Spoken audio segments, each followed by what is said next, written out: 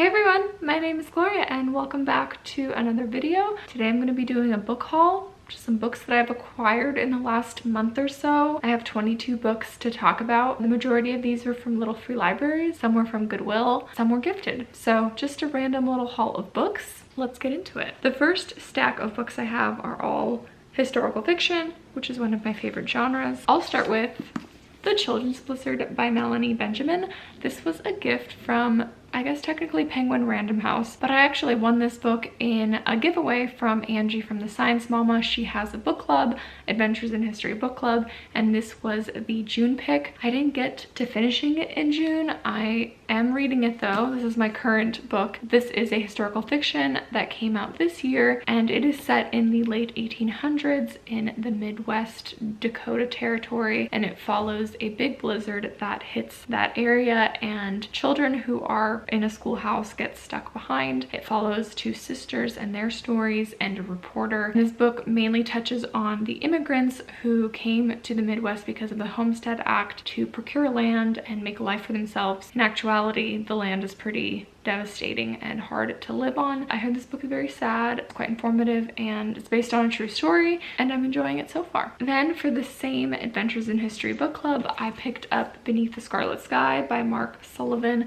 This is a World War II historical fiction set in Italy. It is a triumphant epic tale of one young man's incredible courage and resilience during one of history's darkest hours. It is a bit of a chunky book, but I'm excited to get into it. I think this may be September's book pick for the book club. Another book that I bought from Goodwill because I couldn't pass it up, it was only $2 and it was in perfect condition. The Nightingale by Kristin Hannah. I've already read this book. I actually bought a version, an edition of this book that I didn't really love. I don't actually really love this edition either. I'm planning a reread of this book this year. Hopefully it happens. Next up, I have Girl in the Blue Coat by Monica Hesse.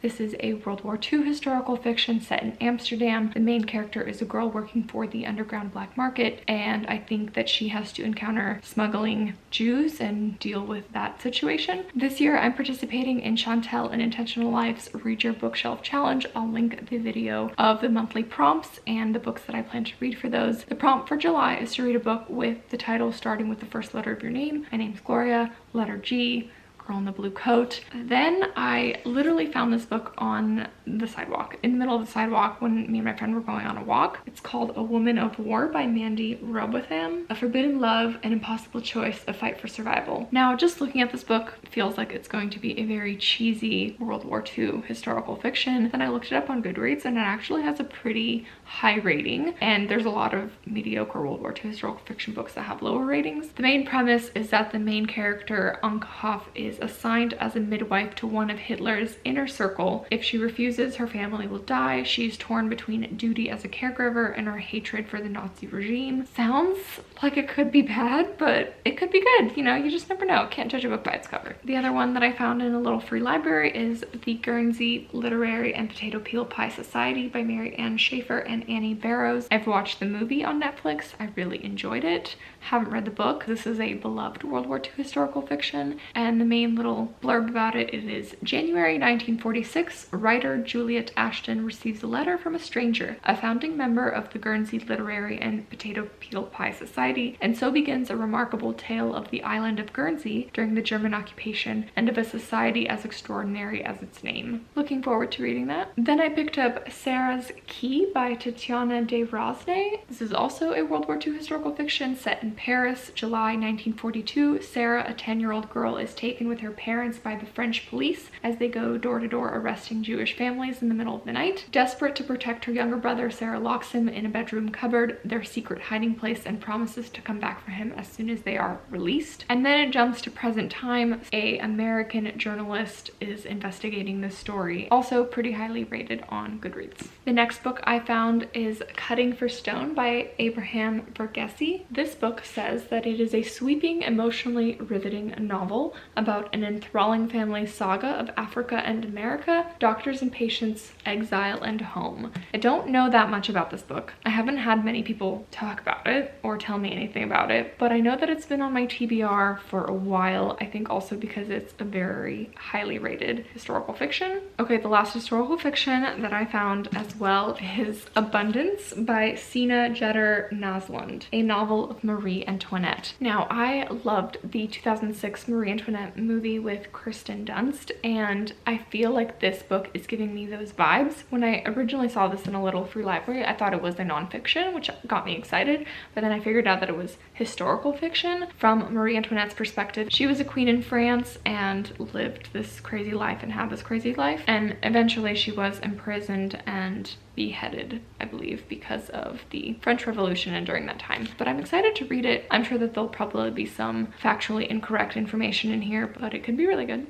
Who knows? The next category of books that I'll mention is nonfiction, which is my second favorite genre. The first one is Wild by Cheryl Strayed. I've been meaning to read this book for a while now. I've also watched the movie with Reese Witherspoon and enjoyed it, but this is kind of like a cult classic must-read nonfiction, so really hoping to get to it soon. Another one I picked up is The Doctor's Blackwell, How Two Pioneering Sisters Brought Medicine to Women and Women to Medicine by Janice P. Nimura. So this is a true story about Elizabeth Blackwell, who became the first woman in America to receive an MD, and about her sister Emily, who also became a physician. Sounds like a really good book. Would love to know more about that. And the last nonfiction I found at a little free library is One Day, The Extraordinary Story of an Ordinary 24 Hours in America by Gene Weingarten. The synopsis is what got me. So it says, on New Year's Day 2013, two-time Pulitzer Prize winner Gene Weingarten asked strangers to literally pluck a random day, month, and year from a hat. That day turned out to be Sunday, December 28, 1986. By any conventional measure, a most ordinary day. That Sunday between Christmas and New Year's turned out to be filled with comedy, tragedy, implausible irony, cosmic comeuppances, kindness, cruelty, heroism, cowardice, genius, idiocy, prejudice, selflessness, coincidence, and startling moments of human connection, along with evocative foreshadowing of momentous events yet to come. Many of these events never made it to the news. They were private dramas in the lives of private people. One Day took 6 years to research and write. It asks and answers the question of whether there's even such a thing as ordinary when we all lurch and stumble our way through the daily daunting shared challenge of being human. I don't know, that synopsis just sounded super intriguing to me. I'm very excited to read that. Next up, I'll mention 3 classics that I picked up. The first one is Dr. Zhivago by Boris Pasternak. This is a Russian literary classic. This book was published in the 1950s. Here's the thing about this book. In January, I read The Secrets We Kept, which is a newer historical fiction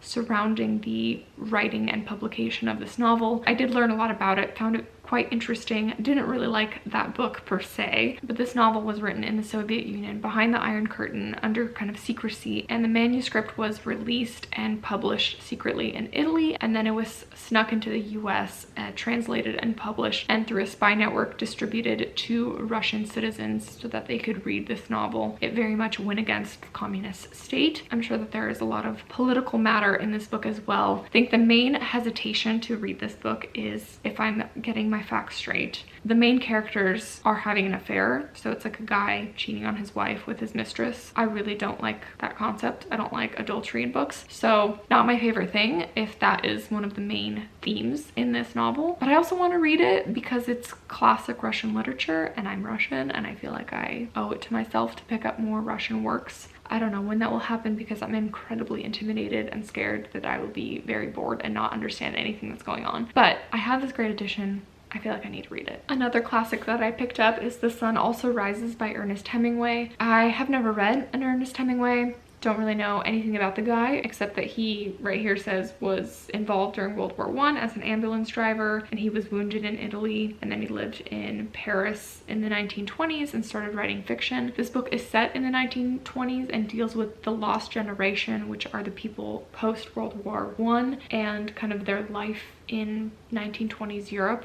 and what that looks like and all the shenanigans they got up to. I also have very low hopes about me enjoying this book. It's very much out of my comfort zone, but I kind of want to pick it up to say that I have, you know, read an Ernest Hemingway. I want to push myself to read it, but I'm a little scared about it. And finally, in the classics, I picked up The World of Pooh by A.A. Milne, The Complete Winnie the Pooh, and The House at Pooh Corner. I've never read it, and I'd love to read more about Winnie the Pooh and where the cartoons kind of came from. Next, I'll mention 3 thrillers, sci-fi, like those kind of books. The first one, Dark Matter by Blake Crouch. This is a beloved book here on BookTube, which is why it's on my TBR. So when I found this at Goodwill for a couple bucks, I picked it up. This is also on my TBR for Buzzwordathon because the word for September is dark. This title fits that prompt. I'll link the video above of the books I plan to read throughout the year for that. But this is a science fiction thriller, kind of alternate reality about a man who one day wakes up and has a different life and a different wife and a different child, and he doesn't really understand what's going on because he remembers a very different life that he was living. And so which one is true, what's going on, that kind of thing, I feel like sounds very interesting. So I'm excited to read that. The other one that I picked up is The History of Bees by Maja Lunde. Now this book first came on my radar because I saw this beautiful cover of this book that I want to own because I collect books with bees on them. But I found this one that is also a pretty cool cover, maybe not as cool as the hardcover, but also a cool cover. And this is also a dystopian sci-fi with 3 different timelines: England 1851, United States 2007, and China 2098, and it follows 3 separate narratives of bees and the loss of bees and climate change. But I have heard mixed reviews. I've heard that this book is a little bit boring, so we'll see. And another thriller that I picked up is Crashers by Dana Haynes. So this book I actually kept seeing, I maybe saw in 3 different little free libraries, and I just never picked it up because I was like, this just looks like, you know, one of those like John Grisham dad thriller books. Nothing against people who read those, but just, you know, I was like, I don't need to own it. But finally opened another free little library and saw this, so I was like, what is this book about? Let me pick it up. So this is a thriller, and what is really cool is that it is set in Portland, Oregon, which is pretty great. It deals with a plane crash in Portland, Oregon, and then this investigative team is assembled to comb through the evidence and figure out what happened and why this plane crashed. So I'm not entirely sure why, but I absolutely love books that are set in places that I know about, like the state that I live in, Oregon. I feel like it just makes me more excited about the setting and the atmosphere and what's going on because I'm familiar with the setting and where the story is taking place. Now we're nearing the end. I have 4 books left, and they're all, I'm guessing, I'm calling like literary fiction. First one is The Curious Incident of the Dog in the Nighttime by Mark Haddon. This is a book that I saw on Jack Edwards' channel, and this book's main character is an autistic character. The blurb says, Christopher John Francis Boone knows all the countries of the world and their capitals and every prime number. He relates well to animals but has no understanding of human emotions. He cannot stand to be touched, and he detests the color yellow. The improbable story of Christopher's quest to investigate the suspicious death of a neighborhood dog. I was drawn to this one because I really don't see much books about autism or any autistic characters in the books that I usually read. I did enjoy some of the autism conversation that happened in the book Miracle Creek by Angie Kim that I read earlier, and I heard good things about this one, so would love to pick this one up. Next up, I found What Alice Forgot by Leanne Moriarty, and I loved Big Little Lies, one of my favorite books last year, and I wanted to see what this one's all about. It follows Alice, who's a woman who's at the gym. She hits her head, has a concussion, wakes up with amnesia, doesn't remember the last 10 years of her life. So the last thing she remembers is being 29, happily married, and pregnant with her first child. In actuality, she is 39 and on the brink of divorce and has a bunch of like family drama. So she has to piece together what happened in the last 10 years and why her life has sort of fallen apart. If this book has that same witty banter and humor that Big Little Lies had, and the way that the author develops the characters in the story, I feel like I'm going to enjoy this one. Next up, I have Red Clocks by Lenny Zumas. This is also a book that is set in Oregon. This book is a feminist dystopian, I think similar to like Handmaid's Tale vibes, but the synopsis says, welcome to America. Abortion is legal, in vitro fertilization is banned, and the Personhood Amendment grants rights of life, liberty, and property to every embryo. In a small Oregon fishing town, 5 very different women navigate the these new barriers alongside age-old questions surrounding motherhood, identity, and freedom. So this book definitely deals with some heavy hitters and some tough topics. I think that it will raise some interesting questions and ethical, moral dilemmas, perhaps. But yeah, again, set in Oregon, want to read about it. And finally, I think we near the end. The last book in my haul is Peace Like a River by Leif Enger. I don't know where I first heard about it. I just know that it is also a well-praised book. This book follows an 11-year-old boy named Ruben Land who has asthma. Along with his sister and father, he finds himself on a cross-country search for his outlaw older brother who has been controversially charged with murder. Their journey unfolds like a revelation, and its conclusion shows how family love and faith can stand up to the most terrifying of enemies and the most tragic of fates. So an epic family adventure saga quest, but I've heard good things, so that's why I have it. Yeah, so those are some of the books that I've acquired over the last month or so, and I really want to read all of these, and I want to read them soon. So I really hope I don't find any books in the month of July and just focus on reading what I have on my shelves. Thanks so much for watching, guys, for tuning in, and I will see you guys in another book video soon.